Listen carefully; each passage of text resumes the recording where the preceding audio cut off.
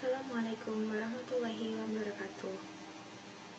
Nama saya Elok Dwi Ramadhani dengan NIM P1337431220034. Kali ini materi penyuluhan yang akan saya paparkan yaitu hidup sehat, bebas penyakit dengan isi piringku untuk usia 50 hingga 64 tahun.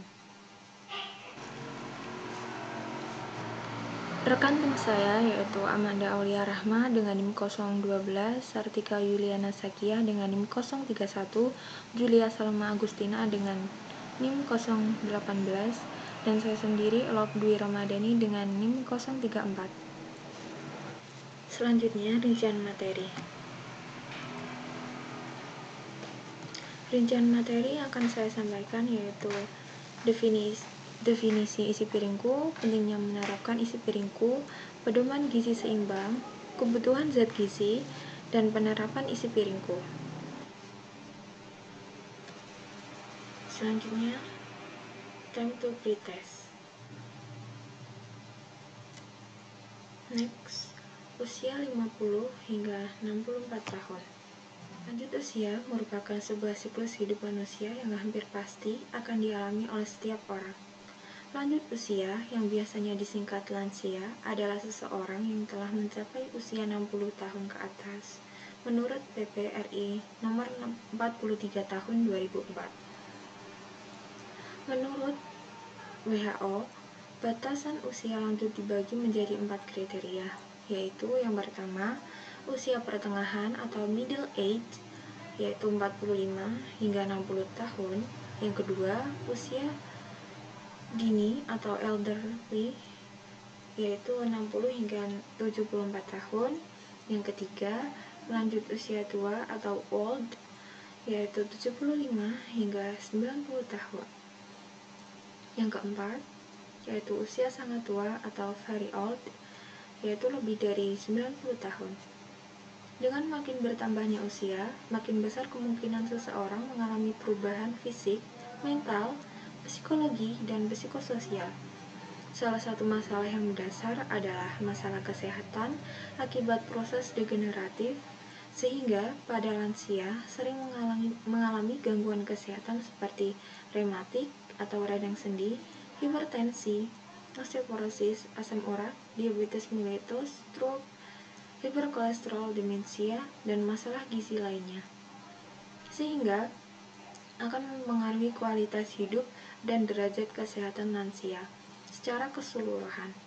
Salah satu faktor yang ikut berperan dalam peningkatan kualitas hidup lansia adalah asupan gizi.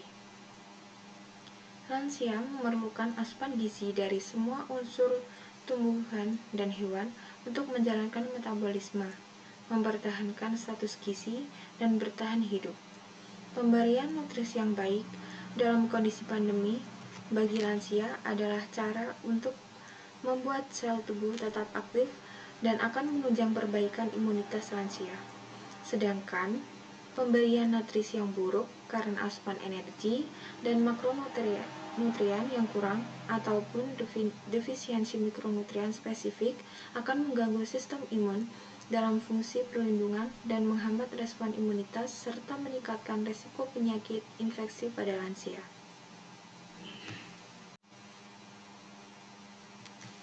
Next, apa saja sih masalah gizi yang sering terjadi pada lansia?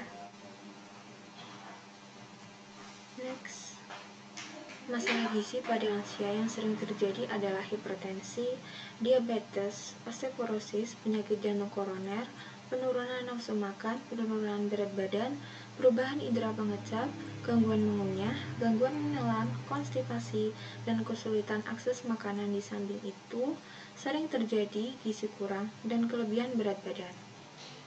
Next, lalu bagaimana sih cara mengatasi masalah gizi pada lansia? Caranya yaitu lansia membutuhkan asupan zat gizi dan semua unsur tumbuh-tumbuhan dan hewan untuk mempertahankan status gizi dan menunjang perbaikan imunitas tubuh. Selain itu, menerapkan pola makan sehat dan seimbang sesuai dengan isi piringku. Nah, sudahkah Anda mendengar program isi piringku? Isi Piringku merupakan program yang sedang digalakkan oleh Kementerian Kesehatan Republik Indonesia sebagai upaya kampanye konsumsi makanan sesuai porsi gizi seimbang. Nah, konsep Isi Piringku berbeda dengan konsep 4 sehat 5 sempurna yang sudah lebih dikenal oleh masyarakat. Program 4 sehat 5 sempurna sudah tidak lagi relevan dengan kondisi saat ini, dikarenakan potongan makan yang diberikan justru bisa menjadi tidak sehat jika porsi dan gizinya tidak seimbang. Sebagai contoh, seseorang makan dengan nasi, lauk, sayur, buah, dan susu tidak akan mendapatkan manfaat kesehatan jika porsinya lebih banyak nasi dibandingkan lauk dan sayurnya. Nah, konsep Isi Piringku bertujuan untuk mendorong masyarakat mengkonsumsi makanan gizi seimbang yang disederhanakan dan digambarkan secara visual agar mudah dipahami oleh semua lapisan masyarakat. Aturan pembagian makanan dalam Isi Piringku adalah setengah porsi piring makan terdiri dari sayur dan buah-buahan dan beragam jenis dengan beragam jenis dan warna. Seperempat piring makan diisi dengan protein, contohnya ikan, ayam, daging, kacang-kacangan, dan lainnya. 1/4 piring makan diisi dengan karbohidrat atau makanan pokok, yaitu biji-bijian, nasi, gandum, jagung, dan lainnya. Lengkapi porsi Isi Piringku dengan konsumsi air putih yang cukup dan batasi susu serta produk turunannya. Susu adalah salah satu sumber protein hewani yang penyerapannya baik, akan tetapi susu bukanlah penyempurna. Hal yang perlu diperhatikan yaitu pentingnya keseimbangan antara asupan yang masuk ke dalam tubuh dengan keluar harus seimbang, karena jika berlebihan akan menimbulkan obesitas. Selain konsumsi makanan dengan porsi gizi yang seimbang, hal yang perlu diperhatikan adalah pembatasan konsumsi gula, garam, dan lemak, atau penggunaan minyak goreng maksimal 5 sendok makan. Sumber makanan yang dikonsumsi dapat disesuaikan dengan ketersediaan bahan pangan yang mudah dijangkau oleh masyarakat. Sumber makanan yang dapat dikonsumsi tidak harus dengan bahan makanan yang mahal dan sulit dijangkau, akan tetapi disesuaikan dengan bahan pangan yang tersedia melimpah di lingkungan sekitar. Jadi, sudahkah isi piring sesuai dengan porsi gizi seimbang? Dari slogan Isi Piringku tersebut, kita dapat menyeimbangkan makanan yang kita konsumsi. Dalam satu piring terdiri dari 50% buah dan sayur dan 50% protein dan karbohidrat. Dari keseimbangan makanan tersebut, apakah kalian sudah mengerti manfaatnya? Dari sini akan dijelaskan apa nih manfaat makanan, buah-buahan, sayuran, protein, dan juga karbohidrat. Yang pertama, konsumsi buah-buahan memiliki manfaat positif untuk tubuh karena buah-buahan mengandung banyak nutrisi seperti antioksidan, serat, serta vitamin dan mineral yang memiliki peran untuk mencegah berbagai penyakit dan bisa membuat tubuh selalu fit. Buah-buahan yang mengandung nutrisi antioksidan seperti buah-buah beri dapat menangkal radikal bebas yang masuk ke dalam tubuh. Radikal bebas itu sendiri dapat berbentuk secara alami di dalam tubuh dan bisa diperoleh juga dari luar tubuh. Radikal bebas bisa menghancurkan sel-sel baik dalam tubuh. Nah, maka dari itu, untuk mencegah hal tersebut, kamu bisa mengonsumsi buah-buahan yang bernutrisi antioksidan. Lalu yang kedua ada sayur-sayuran. Mengkonsumsi sayur memang sudah diketahui membuat tubuh sehat dan bugar. Namun, apakah kalian tahu manfaat lainnya jika makan sayur-sayuran? Mengkonsumsi sayur-sayuran memiliki sejuta manfaat yang positif untuk tubuh. Manfaat yang didapat antara lainnya ialah menurunkan segala risiko penyakit, memperlancar dan menyehatkan pencernaan, dan masih banyak lagi. Kemudian di dalam Isi Piringku, kita juga diperintah untuk makan makanan yang berprotein. Mengapa tubuh kita membutuhkan makanan yang berprotein? Protein adalah nutrisi penting bagi tubuh manusia. Mereka adalah salah satu blok bangunan jaringan tubuh dan juga dapat berfungsi sebagai sumber bahan bakar. Sebagai bahan bakar, protein menyediakan kepadatan energi sebanyak karbohidrat, 4 kilokalori per gram.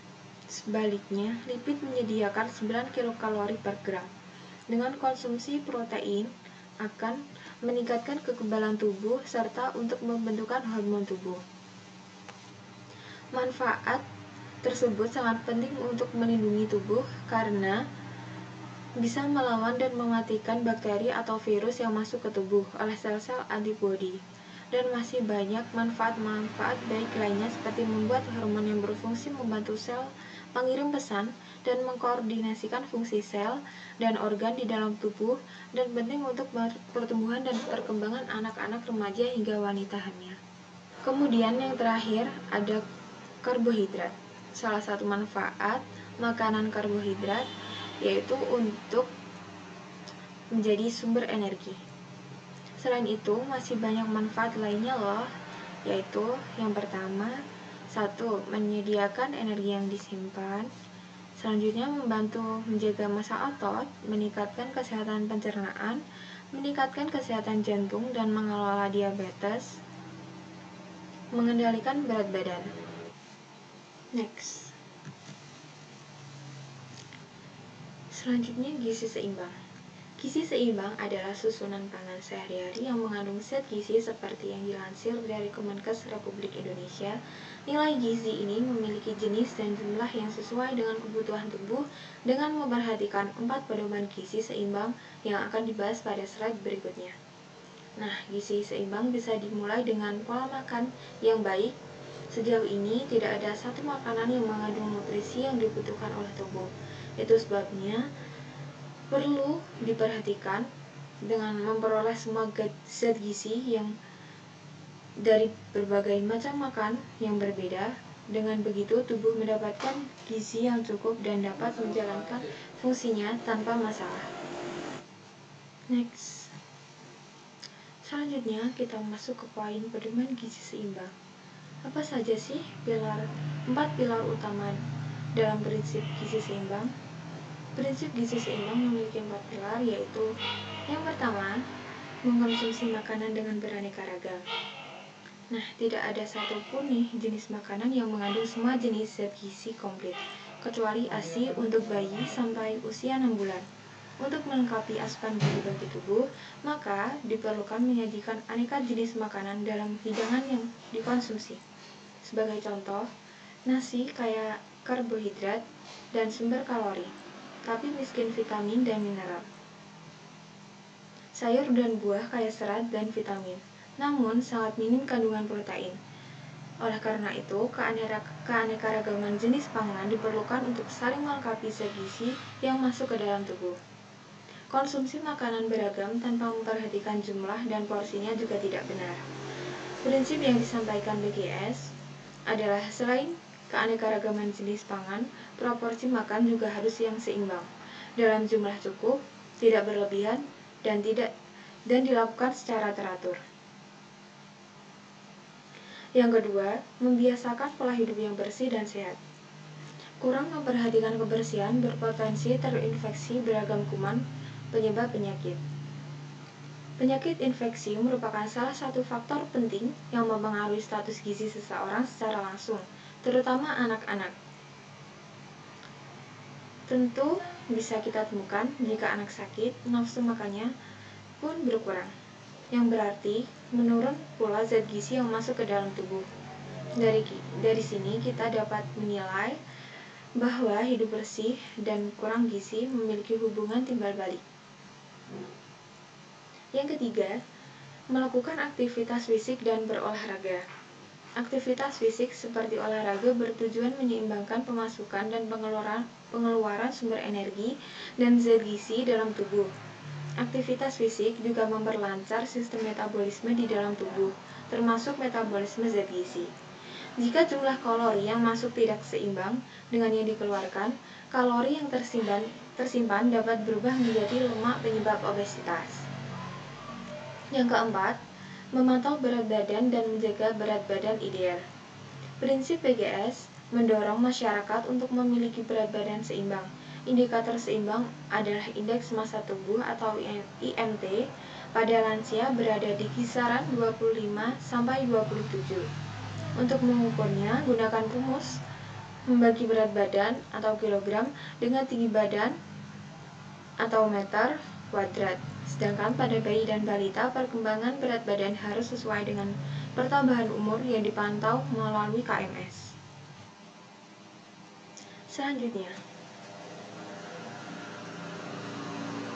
ada banyak kebutuhan gizi lansia yang perlu dipenuhi untuk menjaga kesehatan mereka. Kebutuhan kalori harian akan berkurang sejalan dengan bertambahnya usia.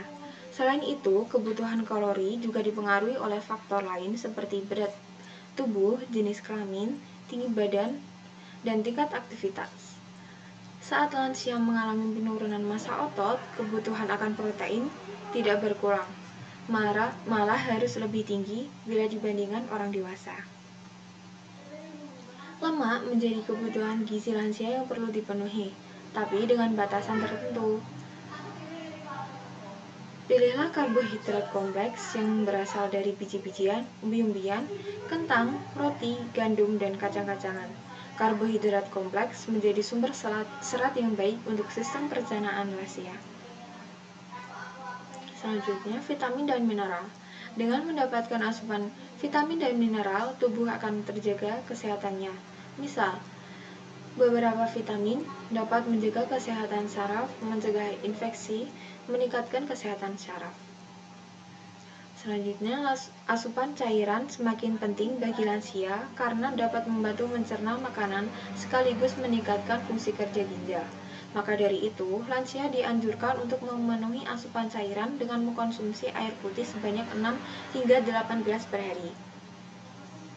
Yang terakhir yaitu serat. Serat sendiri menjadi kebutuhan nutrisi pada lansia yang perlu dipenuhi karena dapat menurunkan risiko penyakit yang umumnya diderita saat usia lanjut seperti diabetes dan penyakit jantung. Selanjutnya, pesan gizi seimbang. Yang pertama, makan sayur dan buah-buahan juga dapat menjaga kenormalan tekanan darah, kenormalan kadar gula darah, dan kolesterol darah. Yang kedua, biasakan mengkonsumsi makanan sumber kalsium seperti ikan dan susu. Kepadatan tulang lansia mulai berkurang sehingga beresiko mengalami pengeroposan tulang atau osteoporosis. Yang ketiga, biasakan banyak mengkonsumsi makanan berserat. Serat pangan sangat diperlukan oleh lansia agar tidak mengalami sembelit. Yang keempat, membatasi makanan yang tinggi garam. Yang kelima, minum air putih sesuai kebutuhan, karena sistem hidrasi pada usia lanjut sudah menurun sehingga kurang sensitif terhadap kekurangan maupun kelebihan cairan. Yang keenam, tetap melakukan aktivitas fisik. Aktivitas fisik yang dilakukan oleh lansia akan menambah kesehatan jantung dan kebugaran tubuh. Yang terakhir, batasi konsumsi gula, garam, dan lemak untuk mengurangi risiko timbulnya hipertensi, hiperkolesterol, hiperglikemia, dan penyakit stroke. Contoh isi piringku. Ada nasi putih, pepes ikan, tahu goreng, lalap sayur, dan buah apel. Contoh isi piringku berikutnya yaitu nasi putih, gulai pindang, tempe goreng, cah sayur, buah, dan air putih. Selanjutnya, contoh menu makan sehari.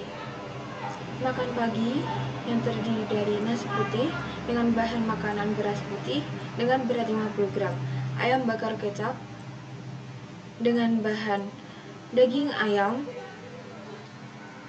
dengan berat 50 gram, tempe bacem dengan bahan tempe mentah dengan berat 50 gram, cah brokoli wortel dengan bahan makan brokoli, wortel, jagung muda dengan berat 100 gram atau 1 mangkuk.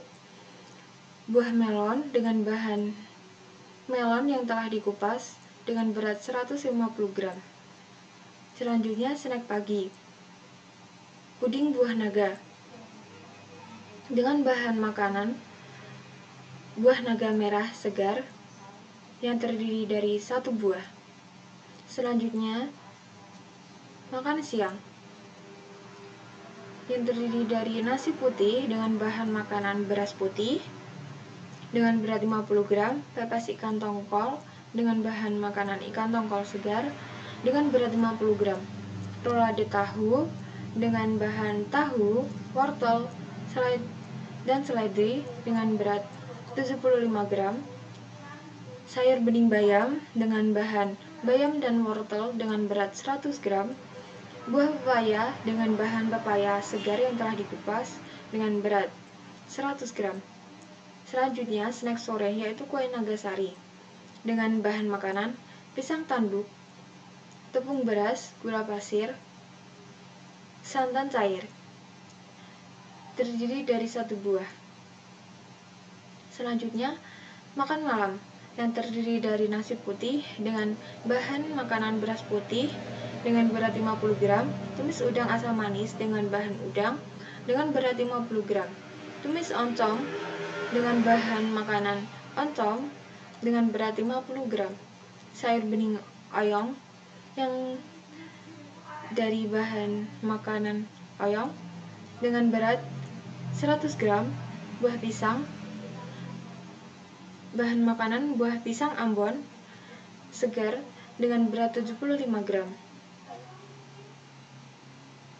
Selanjutnya, time to post test. Ada quotes dari Anne Wilson's Cave. Kesehatan yang baik bukanlah sesuatu yang dapat kita beli, namun sesuatu yang dapat menjadi tabungan yang sangat berharga. Next. Terima kasih atas perhatiannya. Hanya itu yang dapat saya sampaikan mengenai materi penyuluhan. Mohon maaf jika ada salah kata. Wassalamualaikum warahmatullahi wabarakatuh.